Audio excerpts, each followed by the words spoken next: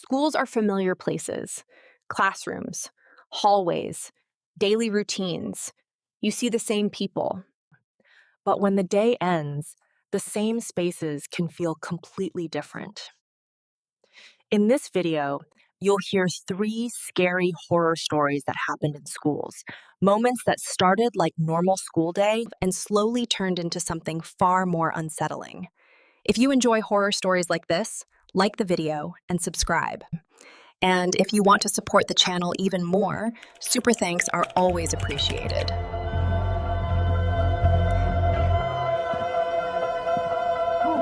I was a senior in high school when this happened. Our school was built in the late 1950s, featuring a massive, outdated auditorium that sat at the far end of the campus. It was entirely disconnected from the main academic buildings. I worked as the lead technical director for the drama club. My responsibilities required me to stay late, often long after the teachers and janitorial staff had gone home for the evening. We were 2 weeks away from opening night for our fall production. The stress was high, and the hours were long. I started noticing small discrepancies around the first week of November. The green room, which we kept locked, always had a stash of snacks for the cast. Entire boxes of granola bars began vanishing overnight. Initially, I assumed a cast member had forgotten to lock the door and someone had pilfered the food. I changed the padlock combination and distributed it only to the core crew. The theft stopped for a few days, but then something else happened. We were using a specific set of antique hand mirrors for props. I would meticulously inventory them before leaving. One Tuesday morning, I found 2 mirrors missing. They turned up a week later, placed neatly on the center of the stage. The turning point happened on a Thursday night. It was around 9 p.m. The auditorium was empty. I was alone, attempting to fix a faulty spotlight located on the catwalks. The catwalks were suspended 50 feet above the stage, accessible only by a narrow, spiral metal staircase hidden behind the heavy velvet curtains on stage right. The air up there was always thick with dust and the heat from the lighting rigs. I was adjusting a gel frame when I heard a distinct sound over the hum of the HVAC system. It was the sound of a zipper. I stopped moving. The catwalk extended across the entire ceiling, disappearing into the shadows over the seating area. I unclipped my flashlight and aimed the beam down the metal walkway. The light illuminated the dust motes dancing in the air, but nothing else. I took a few steps forward, my boots clanging loudly against the metal grating. At the far end of the catwalk, where it intersected with the ventilation housing, I noticed a piece of plywood leaning against the wall. That plywood had never been there before. I approached it cautiously. The board was covering an old maintenance crawl space that ran parallel to the ceiling ducts. I pulled the plywood aside. The smell hit me first. It was a potent mix of stale sweat, rotting food, and damp fabric. Inside the crawl space, illuminated by the ambient glow of my flashlight, was a makeshift living area. There was a dirty sleeping bag, a pile of discarded food wrappers, and several empty water bottles. But the most disturbing element was the collection of items scattered around the sleeping bag. There were dozens of Polaroid photographs. I picked one up. It was an overhead shot of the stage, taken from the exact spot I was standing. The photo featured our lead actress rehearsing a monologue. I looked at the next photo. It was a picture of me, taken from above, sitting at the lighting board. The person living in this crawl space had been watching us for weeks. They had been sleeping 50 feet above our heads while we worked, rehearsed, and talked. A sudden scrape of metal echoed from the spiral staircase. Someone was coming up. The footsteps were heavy and fast. I panicked. There was no other way down. I squeezed myself into the crawl space, pushing past the sleeping bag, and pulled the plywood board back into place just as a man stepped onto the catwalk. I watched through a gap in the wood. He was tall, wearing a dark jacket and carrying a plastic grocery bag. He walked directly toward my hiding spot. I held my breath, pressing my back against the cold metal of the ventilation duct. He stopped inches from the plywood. He stood there for an agonizing 2 minutes, breathing heavily. Finally, he turned and walked toward the other side of the catwalk. I did not wait. I pushed the board aside, sprinted to the staircase, and ran down all 50 feet without looking back. I bolted out the fire exit, setting off the alarm, and called the police from my car. They found the sleeping bag and the photos, but the man had vanished into the woods behind the school. They never caught him. I quit the drama club the next day.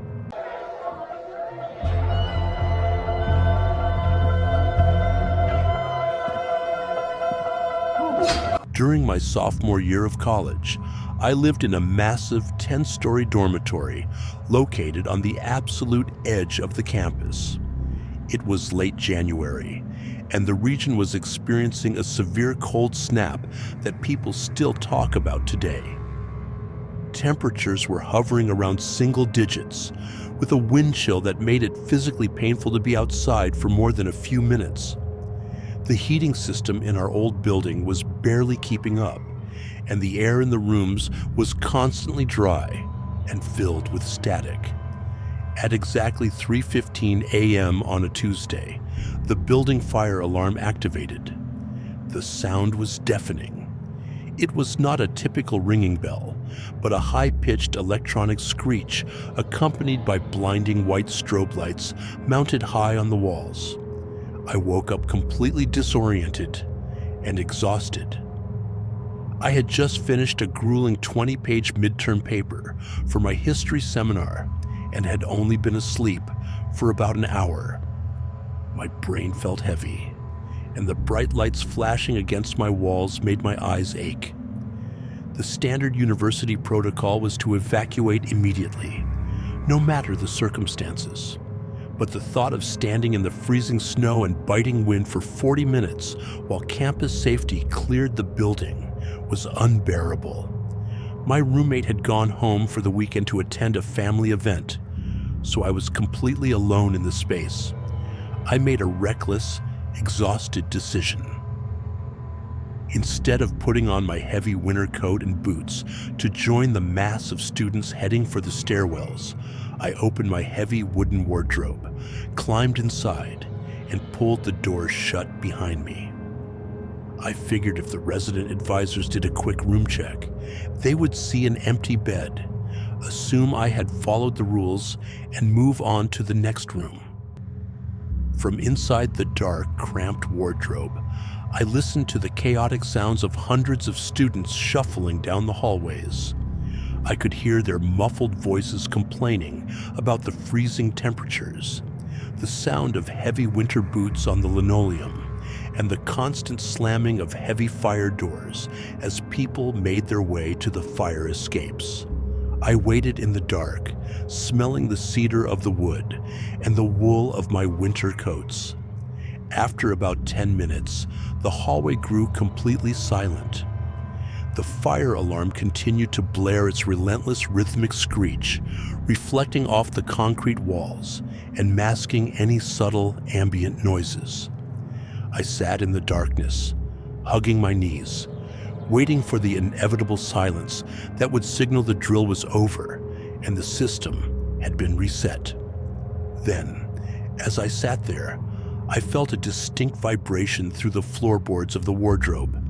It was the heavy, rhythmic thud of footsteps approaching from the end of the hallway. The footsteps did not sound rushed or panicked like those of someone trying to escape a burning building. They were slow, deliberate, and incredibly steady. I pressed my ear against the wooden side of the wardrobe, trying to track the movement. I heard the person stop directly in front of the room across the hall from mine. There was a sharp electronic beep. It was a very distinct sound, the exact noise a master keycard makes when it interacts with the magnetic door lock on campus.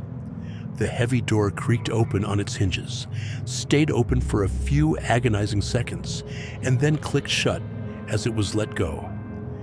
The footsteps moved to the next room on that side. Beep. Open. Close. At that moment, the exhaustion vanished, replaced by a cold wave of adrenaline. This person was not a resident advisor, checking for stragglers. They were methodically entering every single empty room on the floor. The footsteps grew louder as the person crossed over to my side of the hallway. They stopped directly outside my door. My heart hammered violently against my ribs, and I held my breath, genuinely terrified that the sound of my own pulse or breathing would give me away in the small space. The electronic lock on my door beeped green. The metal handle turned. The heavy door swung open, hitting the interior wall with a soft thud. Through the narrow crack in the wardrobe doors, I could see a thin sliver of my room illuminated by the harsh emergency lights from the hallway. A figure stepped inside. It was a tall man, dressed entirely in dark clothing, wearing a thick face covering and carrying a large, heavy-looking duffel bag. He dropped the bag onto the floor with a loud thud that I felt in my chest. The alarm was still screeching at full volume, but the man seemed entirely unbothered by the noise. He walked over to my desk and began opening the drawers, roughly tossing my laptop, textbooks, and personal papers onto the floor. He was searching for something specific, moving with practiced efficiency and ignoring items that did not hold high value. He moved away from the desk and turned toward the wardrobe. His large shadow fell across the wooden doors where I was hiding. I pressed myself as far back as possible against my hanging clothes, squeezing my eyes shut as if that would make me invisible. He reached out and grabbed the metal handle. I braced myself, my muscles locking up in sheer terror. Just as he started to pull the door open, a loud, amplified voice echoed from the hallway. A firefighter was shouting through a megaphone, announcing that the floor was clear and they were heading down. The man froze instantly. He let go of the handle, grabbed his duffel bag, and sprinted out of my room, leaving the door wide open behind him. I stayed frozen in that wardrobe for another 30 minutes until I heard the familiar relieved chatter of my neighbors returning to their rooms. I finally climbed out, my legs shaking so badly I could barely stand. The room was a complete mess, with my belongings scattered across the floor. I told the campus police everything that had happened that night. When they checked the electronic lock logs, they found that a master key assigned to a former maintenance worker had been used to access 14 different rooms on my floor that night. The fire alarm had not been triggered by smoke or heat. The pull station in the lobby had been manually activated. The man had used the evacuation as a perfect cover to systematically burgle the dorms. If I had stepped out of that wardrobe, or if the firefighter had been a minute later, I would have been alone on an empty floor with a desperate criminal. The university eventually upgraded their lock systems, but I never stayed in my room during a fire alarm again.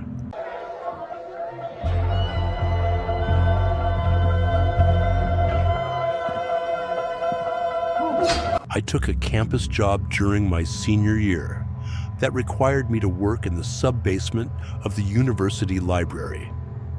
The task was straightforward, but incredibly tedious, paying slightly above minimum wage. I was hired to digitize thousands of physical files, photographs, and microfiche records belonging to the campus police department dating back to the late 1970s.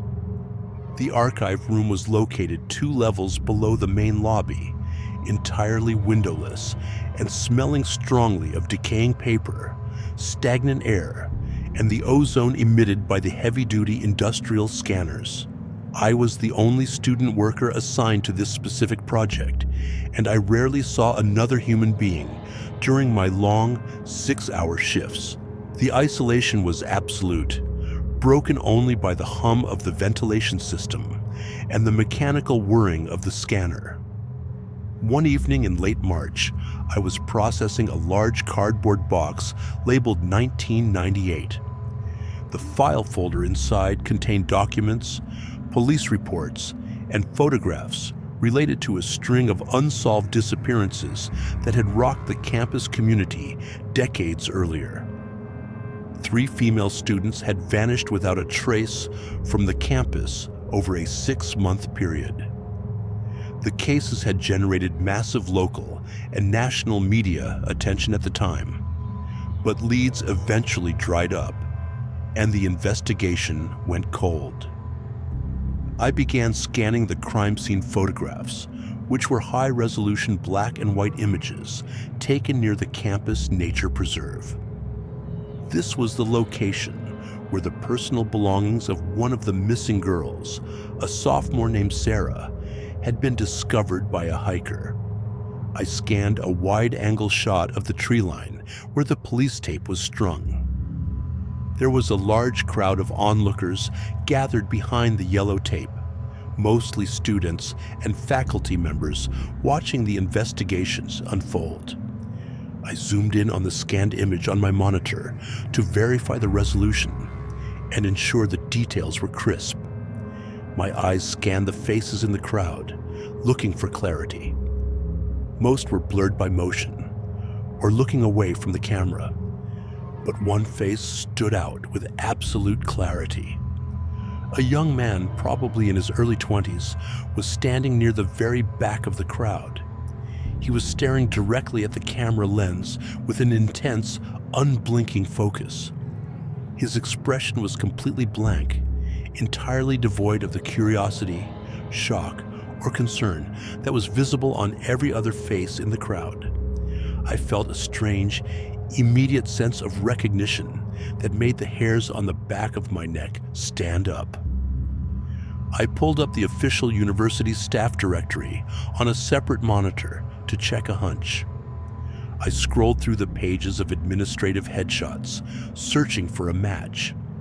I stopped abruptly on the profile for the current Vice President of Student Affairs, a prominent figure on campus who frequently gave speeches and attended student events. I placed the scanned 1998 photograph directly next to the current staff portrait on my screen. Despite the 25-year age difference, the unique facial structure, the distinct shape of the jawline, and the deep-set eyes were completely identical. The Vice President of Student Affairs had been standing at that active crime scene in 1998, watching the police search for a missing student. I quickly opened the next file in the box, my hands shaking slightly as I handled the yellowed paper. It contained typed witness statements and interview logs from the initial investigation. I scanned through the pages until I found the list of individuals interviewed by police at the nature preserve scene. The vice president name was not on the list anywhere. He had never been questioned, and his presence had never been officially recorded. I pulled out more photos from different folders related to the other 2 disappearances that year. I spent the next hour meticulously scanning the backgrounds of every crowd shot I could find. In 2 other separate incidents, standing far away from the primary investigation area and partially obscured by foliage, was the same man, always watching. always unrecorded in the official police logs. A heavy metallic clunk suddenly echoed through the silent archive room, startling me. It was the sound of the main security door at the top of the basement stairs unlocking. Heavy, measured footsteps began descending the stairs, echoing off the cinder block walls. I quickly minimized the photo viewing software on my screen and pulled up a generic Excel spreadsheet I used for tracking my progress, trying to look busy. The heavy metal door to the archive room swung open on its hinges. Standing in the doorway was the Vice President of Student Affairs himself. I had never seen him in the basement before, in all the months I had worked there. Administrators rarely ventured down into the archives. He smiled at me, but the smile was practiced and did not reach his eyes at all. He stepped into the room, closing the heavy door behind him with a soft click. He walked slowly toward my desk, his eyes scanning the stacks of boxes and files surrounding me. He asked how the digitization project was progressing and if I had found anything interesting in the old records. I kept my voice as steady as possible and told him I was making good time and mostly seeing routine administrative files. He stopped right beside my chair, looking down at the open box labeled 1998. He reached out and tapped the cardboard lid with his index finger. He stated quietly that preserving history is important, but some things are better left in the past where they cannot cause any more harm. He stared at me for an uncomfortably long time, as if reading my thoughts, before turning and walking out of the room. I resigned from the position the following morning without explanation, citing academic stress. I never told anyone what I found in those files, and I made sure never to walk near the administration building for the rest of my time at the university. And that's all for tonight. Remember, the most terrifying monsters are the ones that look just like us, the ones who might even live right next door. If these stories serve as a good reminder to trust your instincts, then show your support and like and subscribe. Hitting that bell means you'll get a warning before the next nightmare begins. Sleep well, if you can.